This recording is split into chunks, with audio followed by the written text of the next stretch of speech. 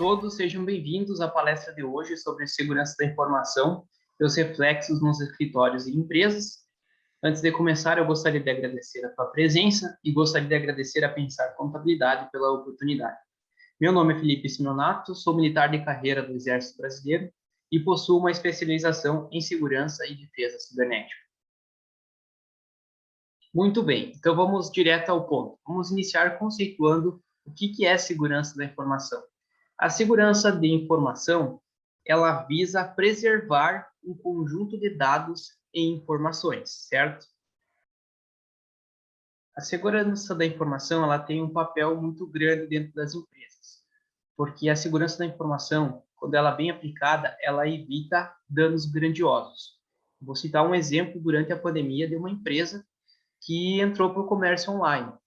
Ela vendeu horrores, ela coletou dados, ela criou um banco de dados gigantescos. Mas em um determinado momento, essa empresa ela sofreu um ataque cibernético. Então, o que aconteceu? Essa empresa teve as informações dos seus clientes vazadas.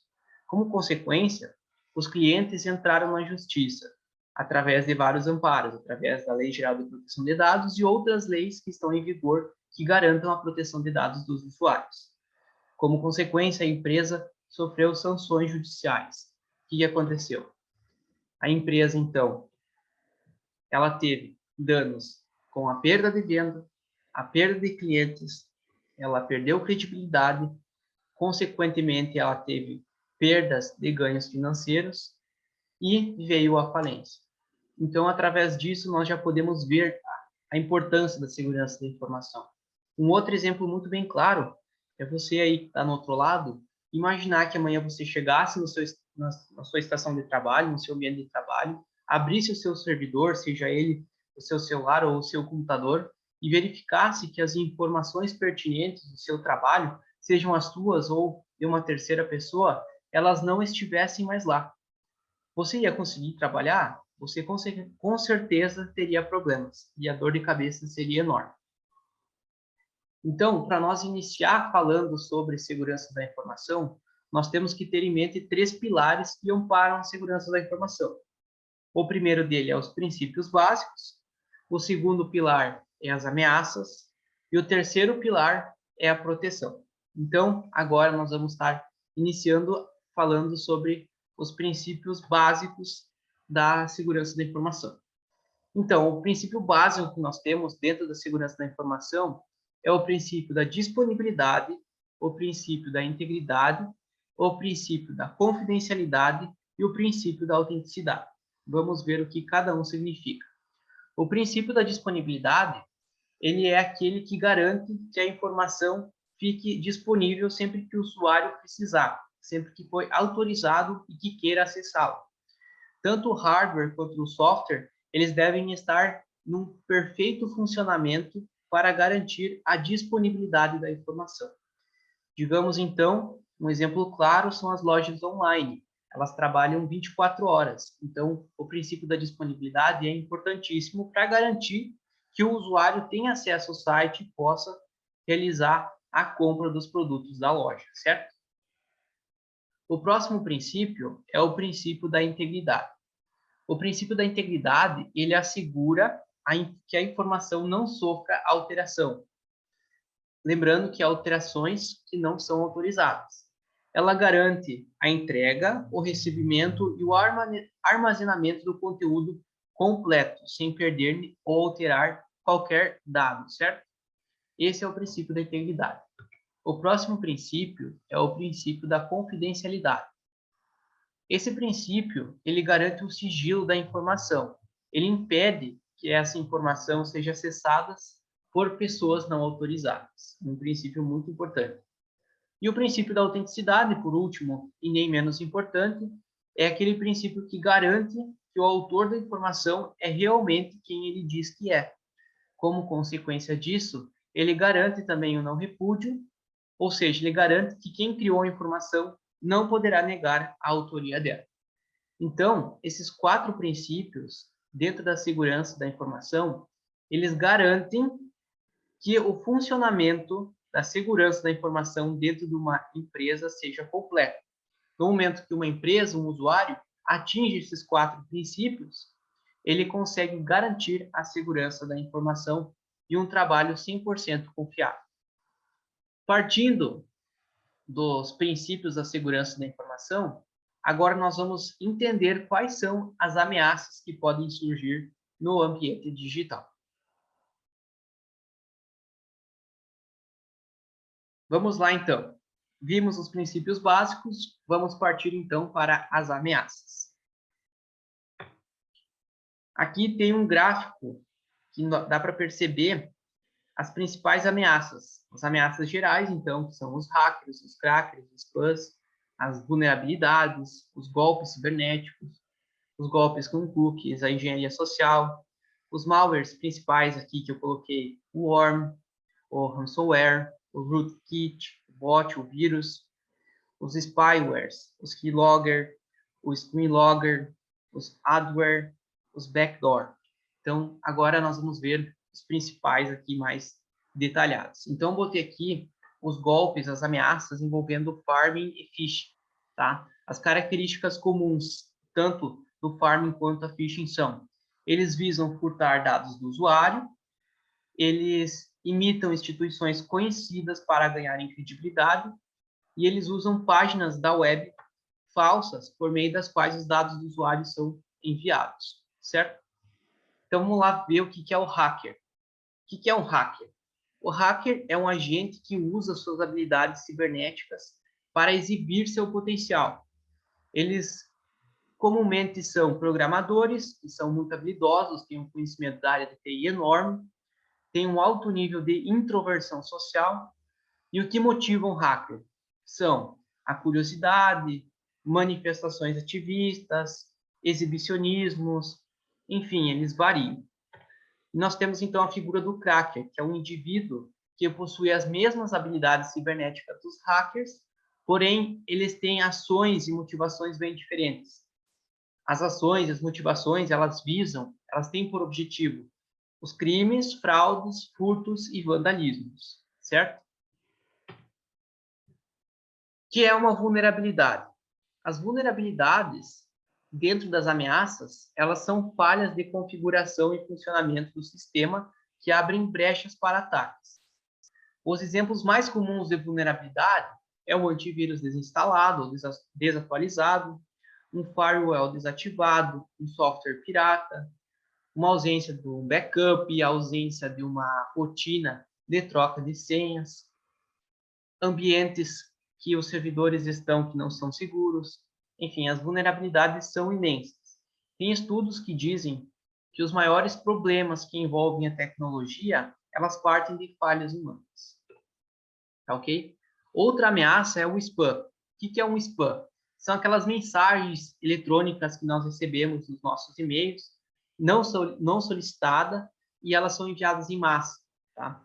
Existem vários tipos de spams, os de propaganda, os de boatos, os de golpes, entre outros.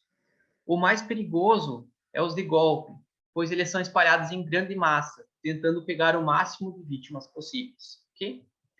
Engenharia social. A engenharia social é muito comum hoje. É um método de ataque que usa a persuasão para a obtenção dos dados sigilosos do usuário. Esse ataque, ele pode ser por meio eletrônico ou não, ok? Geralmente, o atacante se passa por alguém de confiança. Ele usa o nome de instituições conhecidas, como bancos e empresas, para persuadir a pessoa, o usuário, certo? Outra ameaça muito comum são os cookies. O que é um cookie? O famoso cookie. São os arquivos de texto que guardam informações de navegação, autenticação e preferências. Esses arquivos são salvos no computador do usuário pelo site visitado, ok? É bom lembrar que cookies não são vírus, mas são uma ameaça à privacidade do usuário, pois as informações pessoais de navegação ali gravadas podem ser compartilhadas pelo site visitado com outras empresas para vulnerabilidade, ok? Uma outra ameaça muito comum são os malwares, que é todo tipo de código que tem uma intenção danosa por trás. Seja apagar um arquivo, comprometer o funcionamento do micro, desconfigurar o sistema operacional, desinstalar dispositivos de hardware, realizar fraudes bancárias, entre vários outros males que possam causar. Okay? é muito comum o malware, certo? Então, aqui foram as principais ameaças que podem surgir no que diz respeito às tecnologias. Então, nós vimos os princípios básicos, as ameaças, e agora nós vamos falar dos mecanismos de proteção, ok? Então, vamos lá. Aqui a proteção, ela pode variar, mas a proteção, ela sempre visa os mecanismos para garantir aqueles 4 princípios que nós vimos no começo da palestra, ok? Então, a proteção, ela pode ser através de um antivírus, através de um anti-spyware, através de um anti-spam, através de uma central de ações, através do Windows Update, através do Windows Defender, da criptografia, da assinatura digital, do certificado digital, do firewall, do backup, enfim, as proteções elas podem variar. Mas a melhor proteção é a qualificação dos funcionários e dos usuários dos servidores da empresa, certo? Tem aquela velha história de que é muito melhor prevenir do que remediar. E acredite, no que diz respeito à segurança da informação, prevenir sai muito mais barato do que remediar. Ok? Então, vamos lá. O que é o antivírus? O antivírus é um software utilitário que identifica e elimina qualquer tipo de malware. Existem muitos usuários que têm um antivírus pirata, o antivírus que é utilizado e não é pago, ele não tem uma garantia, ele não faz uma verificação de segurança a cada semana, enfim. O antivírus pirata ele não cumpre a missão de um antivírus, ok? O anti-spyware, que é aquele antivírus que ele visa detectar e buscar spywares, que são aqueles malwares espiões, ok? Então, o que é um anti-spam? O anti-spam é uma ferramenta usada nos aplicativos de e-mail que verifica se a mensagem é um spam e a exclui automaticamente. Alguns e-mails eles já contêm um anti-spam, que é o lixo eletrônico. Então, é interessante que o usuário tenha um e-mail que tenha um anti-spam, ok? Mecanismos de proteção que utilizam criptografia. O que é criptografia propriamente dita? É a técnica de transformar a informação em algo ininteligível por meio do embaralhamento. Ela vai pegar aquela informação, colocar numa chave que as pessoas não conseguem decifrar. A assinatura digital, então, é interessante que seja aplicada nas empresas, que é uma ferramenta usada para autenticar a veracidade da autoria de uma informação. Okay? O certificado digital também é muito importante, que é um documento eletrônico que identifica o usuário com seus dados pessoais, seja uma pessoa física ou jurídica. E o firewall. O que é o firewall? É uma ferramenta que pode ser tanto um equipamento hardware como também um software. Ele visa bloquear entradas danosas nas redes, ok? E realizar os backups, que é uma cópia de segurança, ok? Existem várias dicas, mas para as empresas e para os negócios essas são as principais. Se adequar aos princípios básicos da segurança da informação, saber quais são as ameaças e encontrar mecanismos de proteção que vão garantir os princípios da segurança da informação. Mas existem dicas do dia a dia que podem ser utilizadas por todos, certo? Que são aquelas dicas muito comuns, que é cuidar os sites que estão acessando, verificar se o site começa com um protocolo de segurança, que é aquele HTTPS, verificar se há o cadeado do lado do site, certo? Realizar mudanças e trocas de senha, ter um antivírus que seja compatível e seja bom e que realiza proteções e verificações nos seus servidores, certo? Cuidar para não utilizar os seus computadores que vocês têm na empresa em redes de Wi-Fi pública, ok? É interessante também ter um local de trabalho adequado, se possível, com uma câmera de vigilância, com adequações de climas que não vão causar nenhum dano ao seu servidor, ter alguns hardwares, alguns equipamentos sobressalentes, caso dê algum dano em algum computador, certo? Realizar backups de segurança, aí a empresa verificar se é necessário fazer um a cada semana, um todo dia. Enfim, existem inúmeras dicas de segurança da informação. Eu gostaria de convidar todos também para acessar o Instagram. Gostaria de convidar todos, então, para acessar o Instagram do simeonato.segurança.digital.